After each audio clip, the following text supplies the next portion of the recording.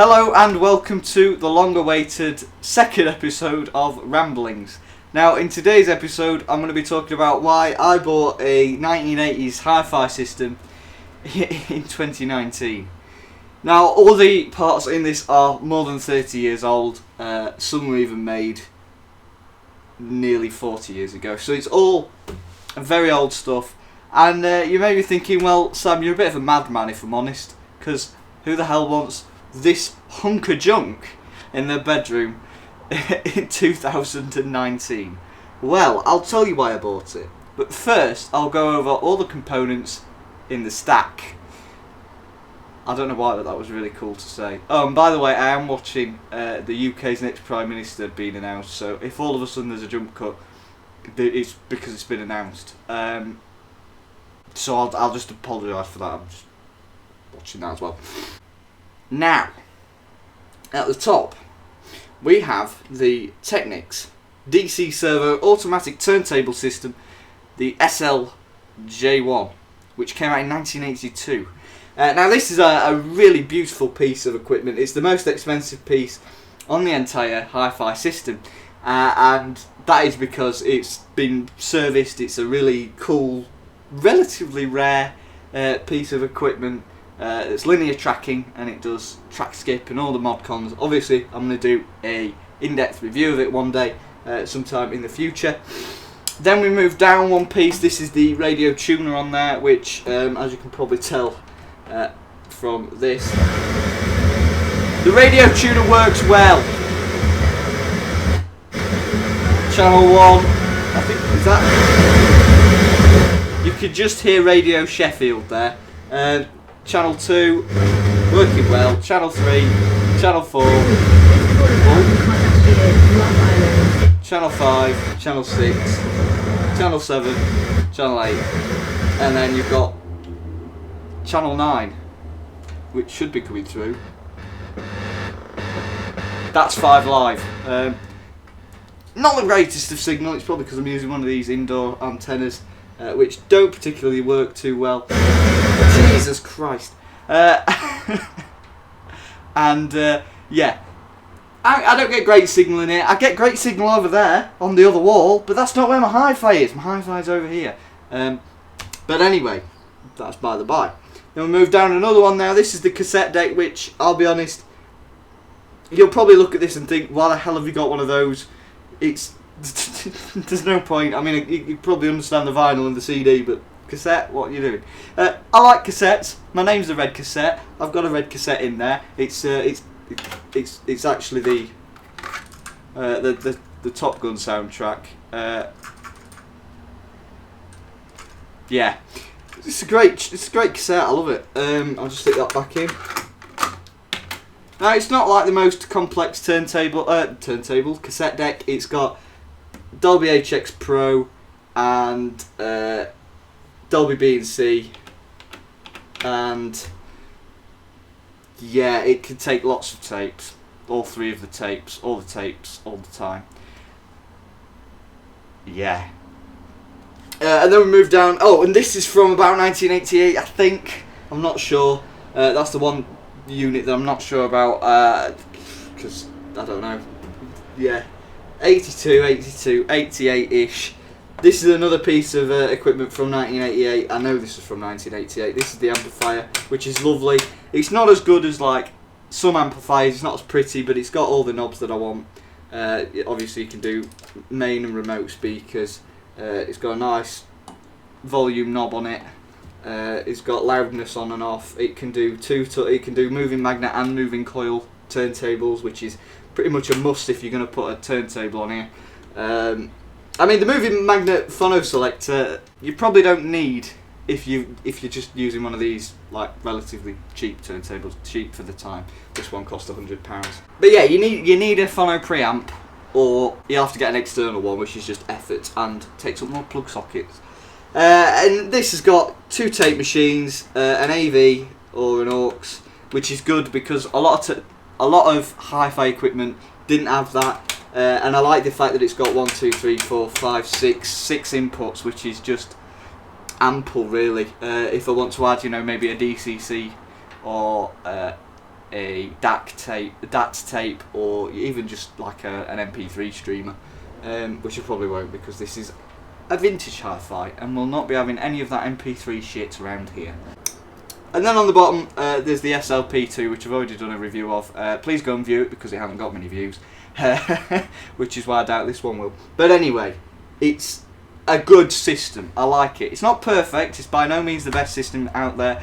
Sorry about that. There was a small cut there because one, my camera run out of space, and two, the Tory leadership is just about to be announced, and it is Boris Johnson who will be the Prime Minister when you're watching this video, which is alright, because I'm going to stay neutral and not say anything, because this is a neutral YouTube channel, but take from that what you will. Back to hi-fi, away from politics, different series. As you can see, what I've done is I've tried to get the best looking hi-fi for the cheapest amount of money, and I think I've done that well. You know, you've obviously got the VU meters there, you've got a really gorgeous space age compact disc player. Again, with this, I'm so proud of that. It looks so good, and the fact that it's linear tracking, it's just so futuristic. It's just so good. I love it. But yeah, let's talk about the reasons why I have one of these. Now, I enjoy procedures. Now, you may start shouting autism at me now, but I like procedures. I like the fact that I can turn this knob and it will change the balance. I like the fact that all the settings that I need are on here. None of it's in a menu, it's all buttons. Like, if I want to press stop, it's a physical button and it makes a mechanical click. If I want to play a record, I'll lift this up, I place the record on the platter, I put that back down and I press play, and then the arm moves along and drops. I think it's cool. Again, if I want to record anything, I have to set it right, and I have to get it just right, because this thing is 30 odd years old, 31 years old, and inside the contacts aren't great, so I've got to get it just right so that I get both channels through on here, set the record level, the balance, and then on here I can like do many things to make it play in certain ways. You know, I can play track 5, 7, 2 and 9. I like the fact that there's a procedure to it. I like the fact that I have to switch certain things on and off, and I like the fact that when you switch this on, one light comes on, and then 30 seconds later the other one comes on to tell you it's working. I just love it so much. It's so good. I absolutely love it. And this is the thing that you don't get on modern equipment, which I'm about to have a rant about now. Now, this sums up my frustration when it comes to how people listen to the music in the 21st century. This is an Amazon Echo, and it's the type of device that most people listen to their music off of, whether it's through a streaming service or you've Bluetoothing your phone to it, which is how the majority of people listen to music on the go. Now, my issue is, it's not big enough. It doesn't have enough sound, it doesn't have enough buttons, everything's voice control, which is just a bit of a gimmick, and I like all buttons. There's nothing on there that's particularly appealing about its design, and if I'm just a minute, I'll get these editions of What Hi-Fi magazine, which pretty much sum up my frustration even more. Now, I know what you're thinking. Oh, here we are, like the grandpas banging on about the good old days. But hear me out. This edition of What Hi-Fi magazine is the streaming special, and it has all the devices that people use in the modern day to stream music. So it has, let me try and find it, various speakers. The speakers look good nowadays. I think they do look good. Oh, here we go. Lots of amplifiers that are all very boring and don't have anything to them. USB sticks. Like, that's a Denon Mini Hi-Fi, right? I like it, and it's not what most people listen to the music on, but it's boring. Look at it. There's nothing to it. It's just boring. It's just black and dull. There's no cool knobs on it or switches and lights and things. It's just terrible. Hi-Fi is boring nowadays. You buy and you spend a lot of money on it. Like, these are all very good if you just a normal person who enjoys looking at, listening to music and nothing more, and that don't really want anything to play with.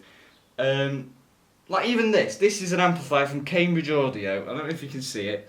It has Spotify built in, and it'll do streaming of your MP3s. Now that's very interesting. It's got a display on the front, which I quite like, but it's still boring. There's nothing on it that's exciting. It's just dull and terrible and rubbish. It's just like literally modern hi-fi is like drowning in wallpaper paste. It's like, here we are. Here's a new Amazon smart speaker. It's the smaller one. Less smart speaker, more speaker with smarts. Like, to be honest, I think that's more or less referring to the fact that it's got a good sound quality, which, I'll be honest, it's alright, but it's not very loud. It's not very loud. Like, Alexa, play the national anthem of Yugoslavia. Yugoslavia National Anthem by Slovak Radio Symphony Orchestra, starting now on Amazon Music.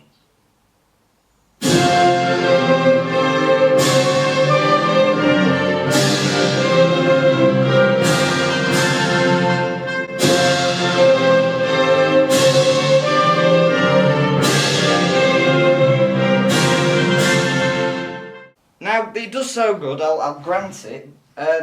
It's got a nice bass, but it's one speaker, so it's mono, and you don't fill a room with that sound. Like, the sound from my hi-fi absolutely fills the room. The sound from the hi-fi over there, which is 5.1 surround sound, the sound fills the room.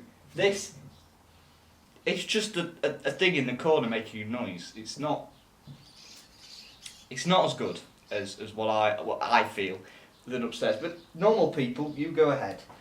You can use it. There's another edition of What Hi-Fi magazine here, and again, it's just, everything's just boring and bland. Nothing looks exciting. Everything's just, and anything that tries to look exciting is usually awful, like a Crosley turntable. It's just there's no thought to design anymore. It just feels like, right, let's stick some parts together and make it look as minimal as possible and then sell it for 500 quid. Like, well, to get one of these, the new one, it's £140 according to What Hi-Fi magazine there, and that's for the smaller one. Now, for an extra 40 quid, right, you could get what I've got upstairs. Now, to me, that's a no-brainer. But anyway, back to the studio. So yeah, after that, you may be still thinking, well, Sam, why? And the reason is, I'm a bit weird. I'll be honest. I'm a bit weird. I'm an oddball. I shoot film occasionally. I have, just say this for example, sometimes when I'm out and about, instead of listening to MP3s on my phone, I'll take this out with me. It's the Panasonic, where does it say what it is? It's a Panasonic RX SA80, which is like an absolute classic. There's going to be a video on this very soon. Rather than just being normal and listening to MP3s, like, I enjoy the procedures. I enjoy the fact that it's all physical and that everything clunks and clicks and there's buttons and there's like a mechanism. I like it. It's like owning an old car. You own an old car because it doesn't run smooth.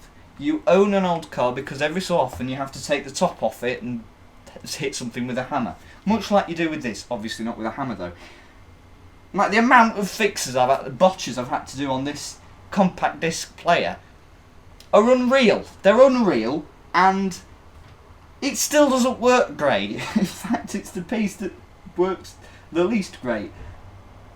But I love it. I love the fact that I've got this piece of technology, this feat of engineering for 1985. Like, so good. Like, the fact that we could do all this cool stuff before we had the internet, before we had James Charles, before we had, I'm trying to think of modern things that before Windows 10. We could do all this stuff, but it's been thrown away. It's been thrown away, and I hate that, and I can't stand the fact that stuff like this has been thrown away, discarded. Absolute marvels of engineering, miniaturisation, and there's a tram. By the way, I've got my windows open, so if it's noisy, and I've also got 2 fans going, if it's noisy, you can shove it up your arse because it's about 27 degrees and I'm so warm. But anyway, I like the procedure. I like the fact that if I want to listen to my tuner, I will select tuner, and it's a real button, and it's got all different things, and I just, oh, so good. It looks good, it sounds amazing, like, well, not amazing, but it sounds really good. The speakers that I use on it, I am going to replace them with some Bose mini cube systems, because these speakers that I've currently got are on loan, and I need to find somewhere better to keep it, because I think this is going to go, and I'm going to create like a nice shelving system to house this, and oh, it's going to be so good. It's just so good, because I need to isolate this and this from the rest of it so that I don't get vibrations and things. But the fact that, you know, you've got, I could ramble on for hours, but I won't, because you've got things to do and I've got things to do, like edit this video. And as always, thank you very much for watching. Press like, check out the other reviews of Combat Display and my other amplifier that I tried, which didn't work. And I'll see you in my next video in a bit.